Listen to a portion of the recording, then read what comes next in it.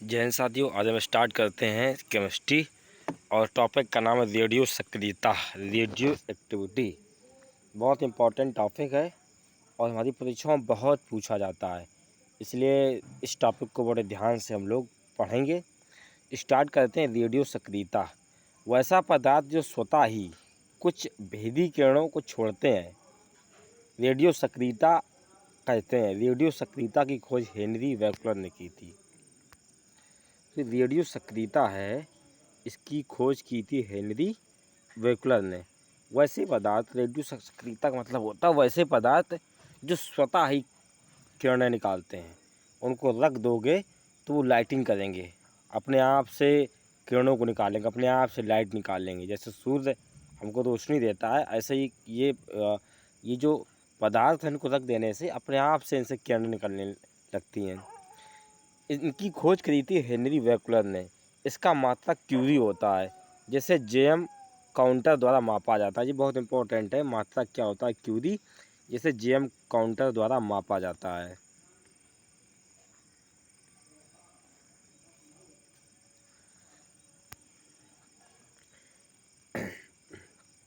Alpha beta gamma radio सक्रियता किरणें हैं, जिन्हें वैक्यूलर किरण भी कहा जाता है, क्योंकि इसकी खोज ही जो की थी वो किसने की थी? हेनरी वैक्यूलर ने। इसलिए इन्हें हेनरी वैक्यूलर रेज भी बोला जाता है। मात्रा का इनका क्यूरी होता है, ध्यान रखना, जेएम काउंटर से मापा जाता है। ये बहुत इंपॉर्टेंट है, बहुत बार परीक्षा में पूछा गया है क्वेश्चन। रेडियो सक्रियता का कारण न्यूट्रॉनों का बढ़ जाना, यानी न्यूट्रॉन जब बढ़ जाते हैं तो रेडियो सक्रिय पदार्थ न्यूट्रॉनों की संख्या से बढ़ने से नाभिक भारी हो जाता है और भारी नाभिक अस्थायी हो जाता है। न्यूट्रॉनों की संख्या बढ़ेगी, नाभिक जो होता है वो भारी हो जाएगा और भारी नाभिक अस्थायी होता है। ठीक, तो देखो दिया भी गया है n/p यानी न्यूट्रॉन बटे प्रोटॉन की जो संख्या है 1.5 से कैसी अधिक होती है, तो वही पदार्थ कहलाते हैं रेडियो एक्टिविटी पदार्थ कहलाते हैं। ये भी इम्पोर्टेंट है, ये ब्रैकेट में ना इस चीज़ को आप लर्न कर लीजिएगा, ये इम्पोर्टेंट है। ये भी इस तरीके से अल्फ़ा बीटा और गामा सीधे जाती हैं। अल्फ़ा दाएं साइड से, बीटा किरण बाएं साइड से, और गामा किरण जो निकलती है ना सीधी एकदम निकल जाती है। देखो अल्फ़ा किरण में क्या होता है? माइनस होता है। अल्फ़ा में क्या? माइनस होता है। बीटा में प्लस होता है, और जबकि गामा किरण में कुछ नहीं होता, सीधी सीधी गामा किरण निकल जाती है। अल्फ़ा किरण, इनकी खोज हेनरी बैकलर ने की थी। यह हीलियम के नाभिक के समान होती हैं, जैसे हीलियम का नाभिक होता है उसी के समान होती हैं ये। इन पर धन आवेश होता है और ये भारी होती हैं, यानी इससे क्या होता है? प्लस आवेश होता है, भारी होती हैं। इनकी चाल कम होती है, इसे वायु द्वारा रोका जा सकता है। जिस गैस से गुजरते हैं, ये जिस गैसों से गुजरते हैं उसे आयनित यानी तोड़ देती हैं। क्या कर देती हैं? ब्रेक कर देती हैं। इनका द्रव्यमान हाइड्रोजन के द्रव्यमान के 4 गुना के बराबर होता है। कितने? 4 गुना के बराबर होता है। हाइड्रोजन के द्रव्यमान के 4 गुना के बराबर होता है। धनावेशित होने के कारण कैथोड की ओर विचलित होती हैं। इनका वेग प्रकाश के वेग का 1/10वां भाग होता है। ये अल्फा किरण धनात्मक होती हैं। ठीक है, इनका जो विचरण है वो कैथोड की ओर होता है। प्रकाश का वेग, इनका वेग प्रकाश के वेग के 1/10वां भाग होता है। ये भी बहुत ध्यान रखना है आपको। बीटा कण की खोज जो है वो किसने की थी? ये की थी रदरफोर्ड ने। किसने की थी? रदरफोर्ड ने बीटा कण की खोज की थी। यह इलेक्ट्रॉन के समान होती है, इन पर ऋण आवेश होता है। इनका द्रव्यमान हाइड्रोजन के द्रव्यमान का 1/1827वां भाग होता है। अल्फा का 1/10 होता है। बीटा ऋणात्मक होती है, ऋणावेश होता है। अल्फा पर धनावेश होता है। इसे इलेक्ट्रॉन का प्रवाह भी कहा जाता है, इसे कैथोड भी कहा जाता है। इनका वेग प्रकाश के वेग का 9/10वां भाग, प्रकाश के जो वेग होता है उसका 9/10वां भाग होता है।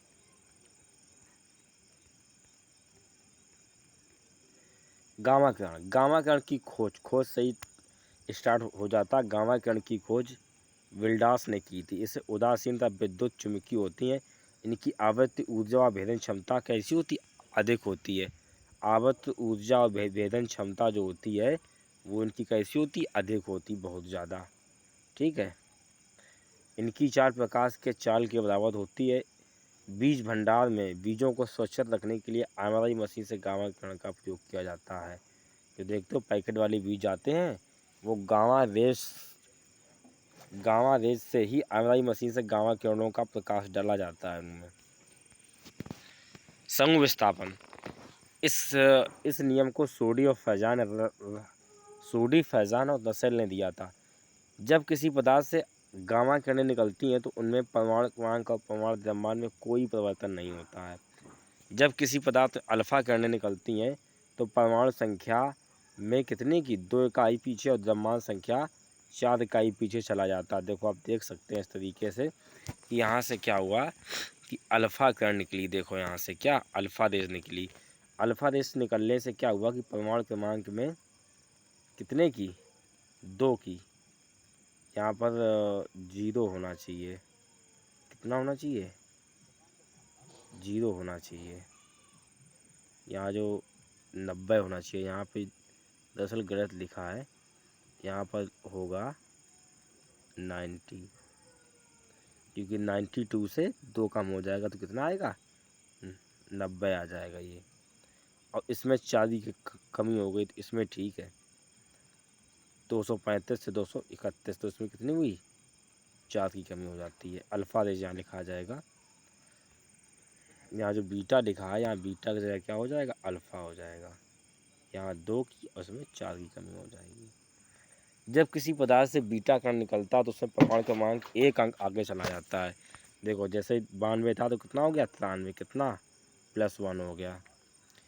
रेडियो एक्टिव पदार्थ अल्फा बीटा गामा को उत्सर्जन करते समय अंतिम रूप से लैड यानी पीवी का हिस्सा, यानी जब अल्फा बीटा गामा कण निकल जाती हैं तो वो पदार्थ किसमें चेंज हो जाता है, सीसा में बदल जाता है। यानी PV 82 PV 82 और परमाणु भार 207 होता है। वह अस्थायी होता है।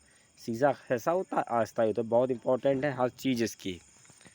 संभाधिक रिमार्क, संभाधिक बनाने के लिए अल्फा किरणें निकलती हैं, यानी समान भार है बनाने के लिए क्या निकलती है, देखो 235 235, बस इसमें परमाणु क्रमांक में चेंजमेंट हुआ। समस्थानिक प्राप्त करने के लिए अल्फा और बीटा, एक अल्फा और 2 बीटा निकाला जाता है। समस्थानिक ये भी बहुत इंपॉर्टेंट है कि हम संभाधिक क्या है और समस्थानिक क्या है। अगर हम यहाँ से संभाधिक करेंगे तो बीटा और समस्थानिक निकालेंगे तो एक अल्फा और 2 बीटा निकलते हैं। देखिए ऐसे यूरेनियम 235, एक अल्फा का निकला, 90 हो गया। ठीक है, 90 के साथ साथ इस तरीके से अगर संभाधिक अब एक बीटा निकलेगा तो +1 हो जाएगा तो 91 का 90 का 91 हो जाएगा। और परमाणु भार कैसे होंगे, समान होंगे। ठीक है, जस्ट एकदम से फिर एक बीटा निकलेगा फिर उतना हो जाएगा। तो कहा गया है कि एक अल्फ़ा 2 बीटा निकलते हैं समस्थानिक। भाई सीधी सी बात है, अल्फ़ा कण निकलेंगे, अल्फ़ा निकलेगा, अल्फ़ा जब भी निकलेगा तो आप ध्यान दीजिएगा कि जब अल्फ़ा निकलेगा तो अल्फ़ा निकलने का मतलब है कि परमाणु क्रमांक में 2 की कमी, परमाणु भार में 4 की कमी। तो एक अल्फ़ा बराबर 2 बीटा, यानी बीटा जब निकलेगा तो परमाणु क्रमांक में क्या हो जाएगा, 2 की वृद्धि हो जाएगी। क्या हो जाएगी, वृद्धि हो जाएगी। तो समस्थानिक प्राप्त कर लेगा। समस्थानिक मतलब होता है परमाणु क्रमांक का मान समान होना। जैसे आप देख सकते हैं 92 और 92 है समस्थानिक, इस तरीके से।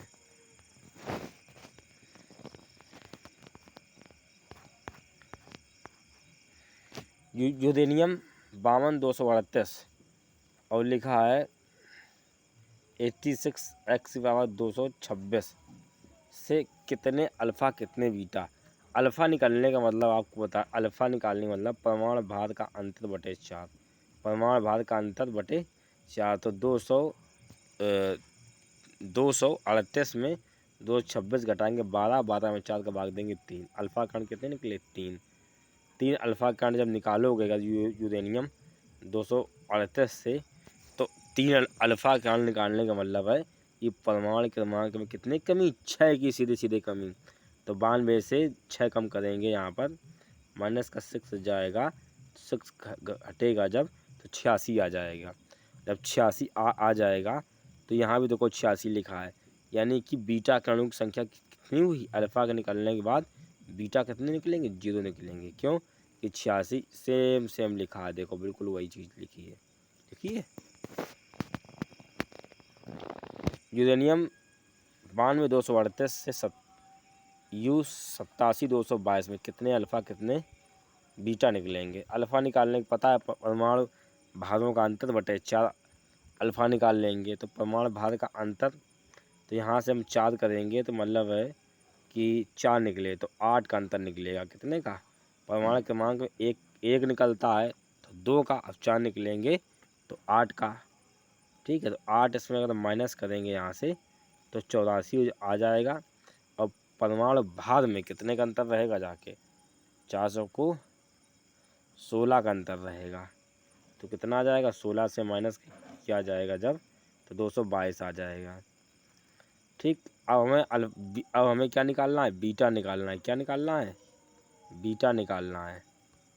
तो जब बीटा निकालेंगे तो परमाणु भार में कितने की कमी हुई है, इधर कितना था 84 था, इधर कितना 87, कितने की इसमें कमी आई है, कमी आई कितने की 3 की, तो 3 बीटा निकलेंगे। कितने निकलेंगे बीटा, 3 निकलेंगे बीटा। अर्धआयुकाल बहुत इंपॉर्टेंट क्वेश्चन है। अर्धआयुकाल बहुत बार पूछा भी जाता है आपकी परीक्षा में, तो उसको हम देखते हैं। अर्धआयुकाल क्या है, अर्धआयुकाल। ठीक है, तो अच्छा क्वेश्चन सही है। अर्धआयुकाल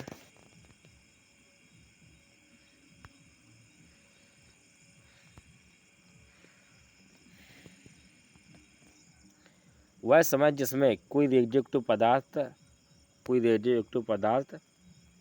विघटित होकर अपनी प्रारंभिक मात्रा का आधा भाग रह जाता है, उसे कहा जाता है अर्धआयुकाल। इसे टी हाफ से डिनोट करते हैं। किससे, टी हाफ से इससे डिनोट किए करेंगे। तो अर्धआयुकाल बराबर होता है 0.693 बटे लेमडा। लेमडा क्या है, विघटन नियतांक है यहाँ पे लेमडा। अर्धआयुकाल रेडियो सक्रिय पदार्थ के प्रारंभिक द्रव्यमान पर निर्भर नहीं करता है, यह ताप पर निर्भर करता है। बहुत इंपॉर्टेंट है, किस पर निर्भर करता है, टेम्परेचर पर निर्भर करता है, ताप पर।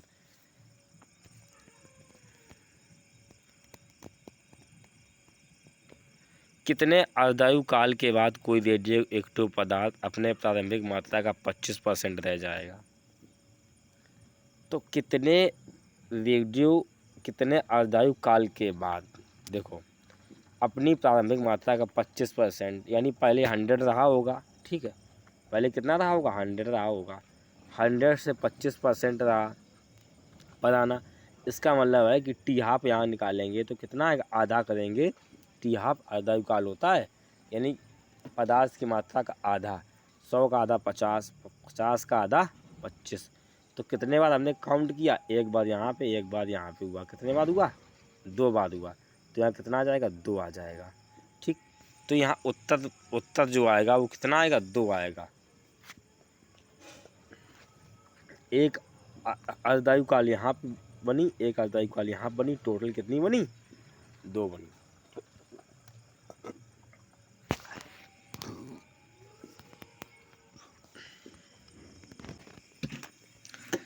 आगे हम क्वेश्चन देखते हैं।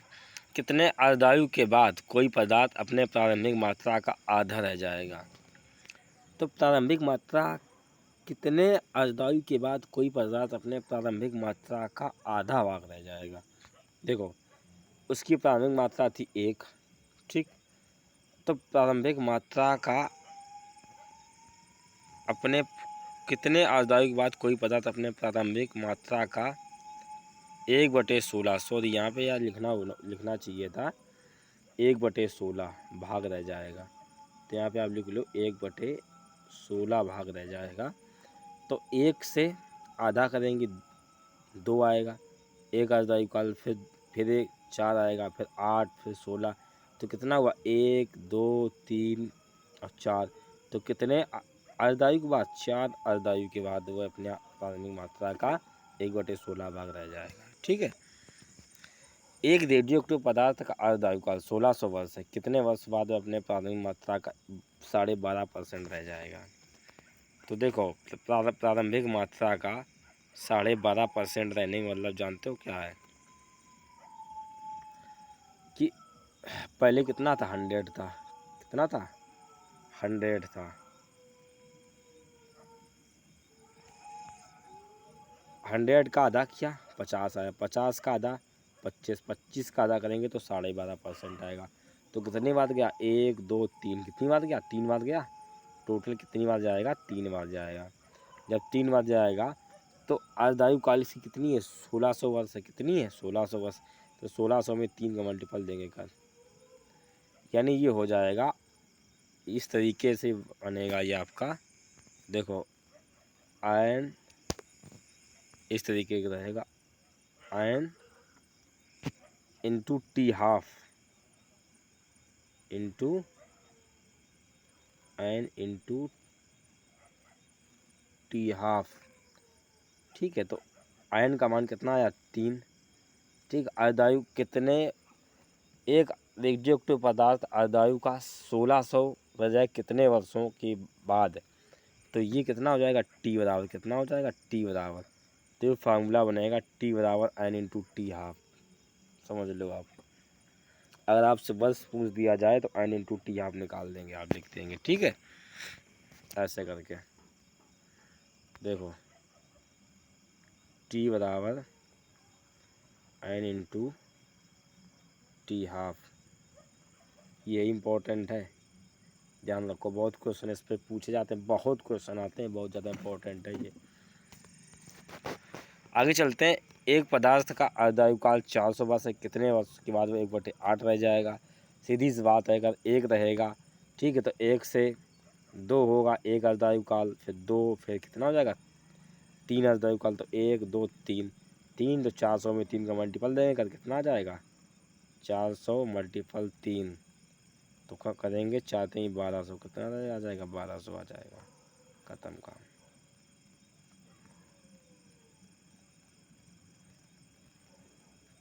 आ गया देखो 1200।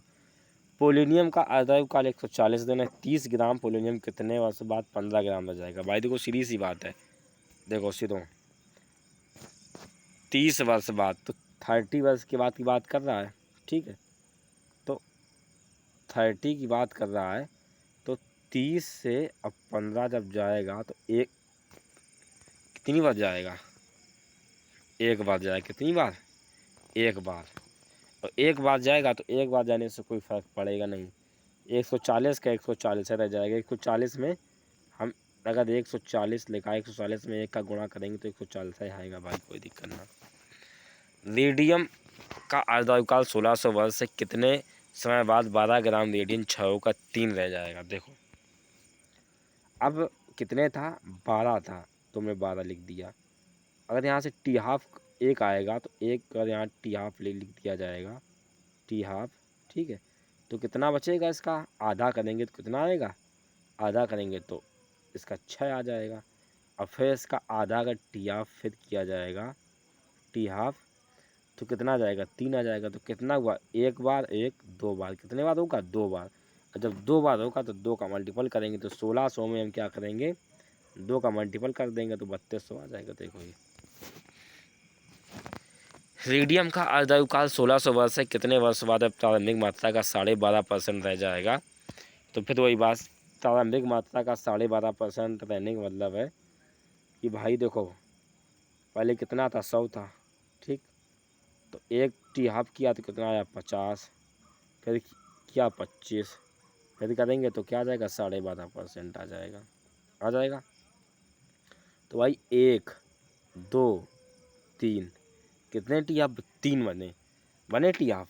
एक यहाँ से बनेगा टी हाफ, एक यहाँ से, एक यहाँ से, एक यहाँ से, 3 बने। तो 1600 में 3 का गुणा देंगे क्या? तो 48, रुकिए 1 मिनट, देखो हाँ 16 4800 आ जाएगा ये। रेडियो का अर्धायुकाल 1600 वर्ष से कितने समय पश्चात प्राथमिक मात्रा के 1/16 भाग रह जाएगा? 1/16 मतलब 4, सीधी सी बात है। 100 करेंगे। देखो एक आपको ट्रिक बताते हैं, सीधे सीधे जैसे 1/16 है, तो 1/16 जब करेंगे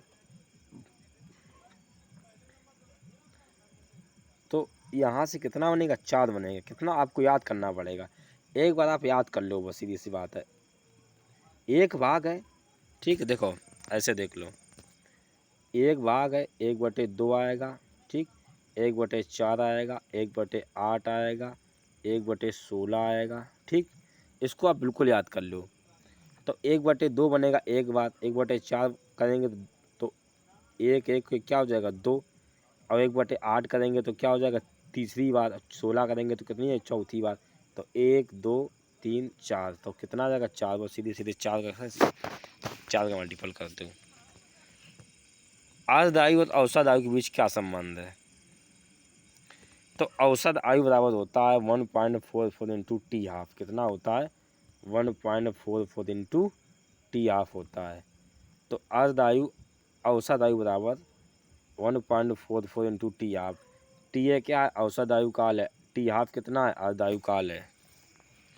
एक पदार्थ का अर्ध आयु काल 1600 वर्ष है, इसकी औसतन आयु ज्ञात कीजिएगा। भाई देखो सीधी सी बात है, बस फार्मूला में आपको रखना है। तो टी हाफ जो है आपको पता है कि औसत आयु बराबर होता है 1.44 टी हाफ, लिखा है टी हाफ।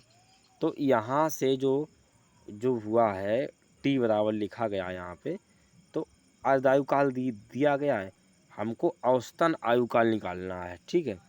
तो औसत आयु काल निकालने के लिए 1.44 में इसमें कितने 1600 का मल्टीपल देंगे कर, देखो ये इतना आ जाएगा, ठीक।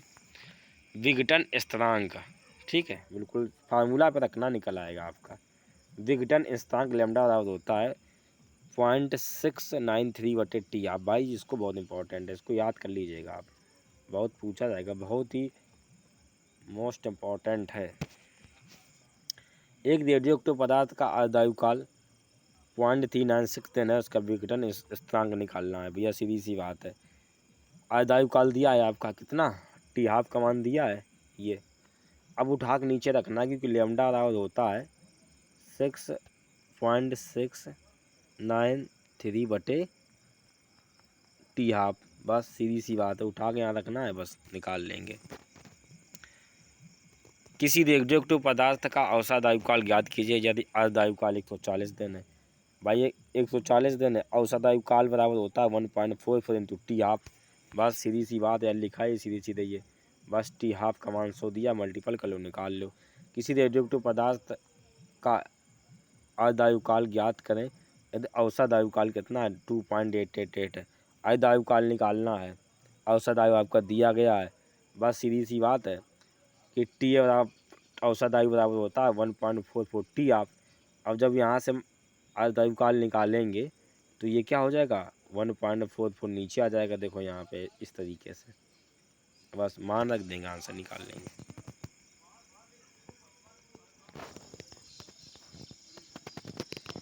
कृत्रिम रेडियोएक्टिव की खोज हेनरी इरीन क्यूरी और उनके पति फ्रेडरिक जोलेट ने की थी। कृत्रिम रेडियोएक्टिव की खोज, भाई बहुत इंपॉर्टेंट है, हर चीज़ इसकी बहुत इंपॉर्टेंट है, बहुत बार परीक्षाओं में पूछी गई है।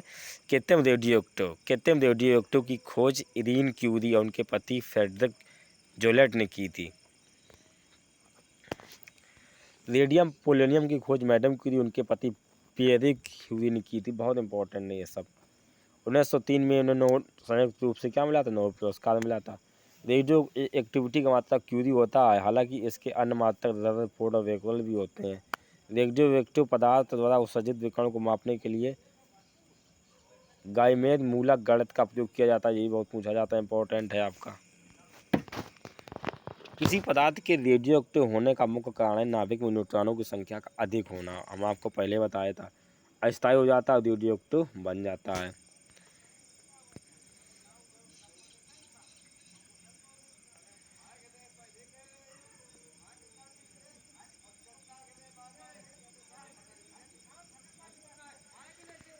कोई भी रेडियोएक्टिव पदार्थ विकृत उत्सर्जित करने के बाद अंततः सीसा में किसमें बदल जाता है? लेड में बदल जाता है।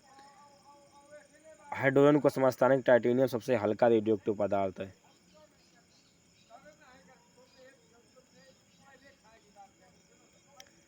आयनन विभव, आयनन विभव में क्या होता है? अल्फा पहले आता है, अल्फा का आयनन बहुत ज़्यादा होता है, फिर बीटा का, फिर गामा का। फोटोग्राफिक प्लेट में पहले अल्फा बीटा गामा आएगा। वेदन क्षमता सबसे ज़्यादा किसकी होगी? गामा किरण की होगी, फिर बीटा, फिर अल्फा। गति सबसे ज़्यादा गामा बीटा अल्फा की होगी। भाई बहुत इंपॉर्टेंट है ये, बहुत याद कर लीजिएगा, बहुत बहुत इंपॉर्टेंट, मोस्ट इंपॉर्टेंट है, हल्के मत लीजिएगा। हर टॉपिक, हर पॉइंट परीक्षा में कहने की पूछा गया है।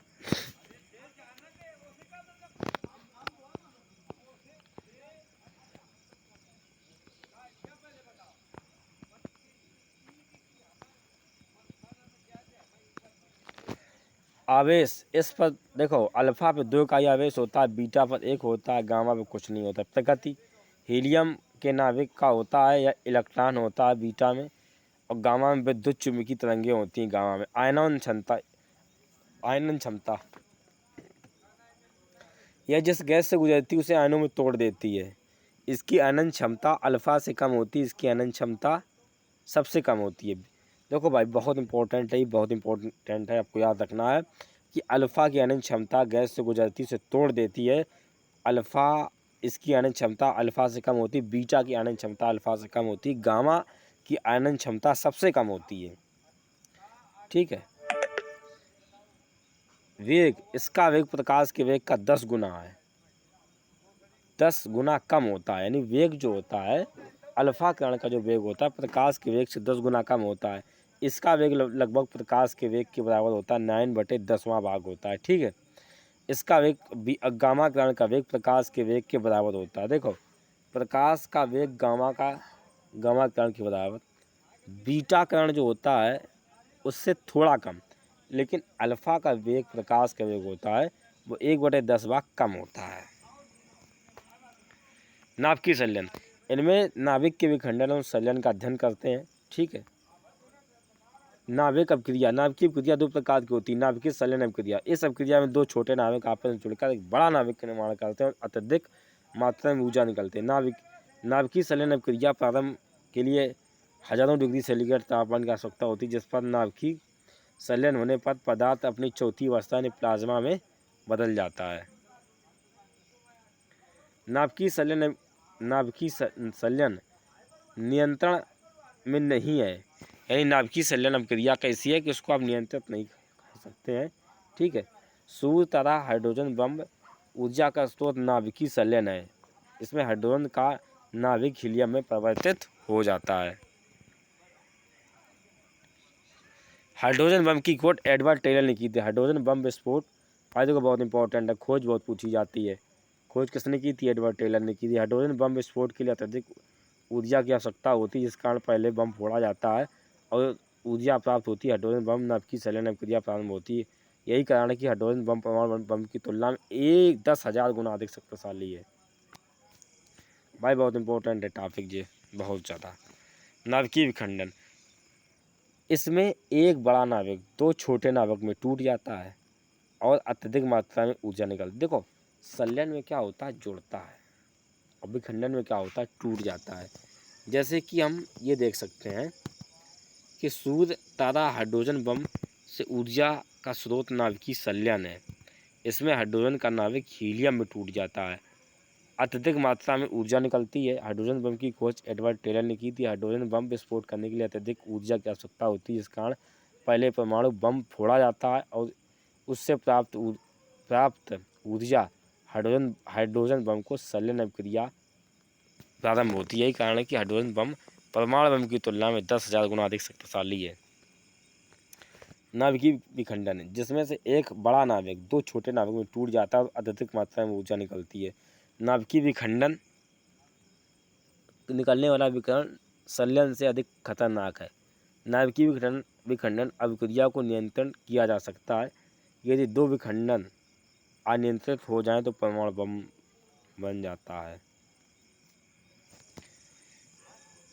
नाभिकीय ऊर्जा, वो नाभिकीय संलयन ऊर्जा, इस अभिक्रिया में 2 छोटे नाभिक परस्पर जुड़कर एक बड़ा नाभिक का निर्माण करते हैं और अत्यधिक मात्रा में क्या निकलती है, ऊर्जा निकलती है इनमें। भाई देखो ये बहुत इंपॉर्टेंट है। अल्फा बीटा गामा, आवेश अल्फा पर 2 इकाई, आवेश बीटा पर 1, गामा पर कोई नहीं होता है। प्रकृति अल्फा की हीलियम नाभिक, यह हीलियम नाभिक का नाभिक होता है। इलेक्ट्रॉन बीटा यह एक इलेक्ट्रॉन होता है। गामा विद्युत चुंबकीय तरंगे हैं, गामा किरणें। आयनन क्षमता, यह जिस गैस से गुजरती है उसे आयनन में तोड़ देती है। इसकी आयनन क्षमता अल्फा से कम होती है। बीटा की, गामा की इसकी आयनन क्षमता सबसे कम होती है। वेग जो होता है वो गामा किरण का प्रकाश के वेग के बराबर होता है। तो थैंक यू फॉर वॉचिंग। आप लोग ऐसे ही डेली वीडियो को फॉलो करो और करते रहोगे तो रेलवे ग्रुप डी की संपूर्ण तैयारी, संपूर्ण जितनी सारी साइंस है वो यहीं पे मिलेगी आपको। Thank you for